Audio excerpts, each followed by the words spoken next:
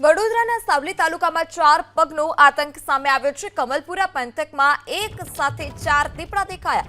એક સાથે 4 દીપડાના આટાફેરાથી સ્થાનિકોમાં ભય છે। દીપડાને પાંજરે પૂરવા સ્થાનિકોએ માંગ કરી તો 4 પગનો આતંક ફરી એક વખત સામે આવ્યો છે વડોદરાથી કે જ્યાં સાવલી તાલુકામાં એક સાથે 4 દીપડાના આટાફેરા જોવા મળ્યા હતા। થોડા દિવસે જ આ પ્રકારે દીપડાના આટાફેરાથી સ્થાનિકોમાં પણ ફફડાટ છે। વન વિભાગને પણ આ સમગ્ર મામલે જાણ કરવામાં આવી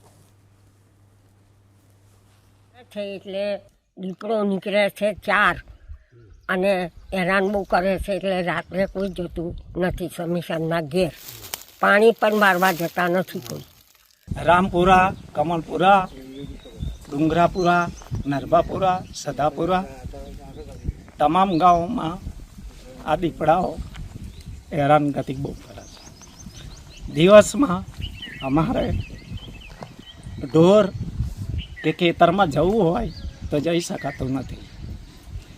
અહીં બાજુના ગામમાં નરબાપુરા ગઈ નાઈટે એક નીલગાયને ફાડી ખાધી। બપોરે સાંજે સાવલી તાલુકાના કમલપુરા ગામ, રામપુરા, મેવલી, ડુંગરાપુરા સમગ્ર ગામમાં એક દહેશત છે કે દીપડાઓ અને સિંહ એટલા બધા સંખ્યામાં છે અને અમે ફોરેસ્ટ ખાતામાં પણ જાણ કરીએ છીએ।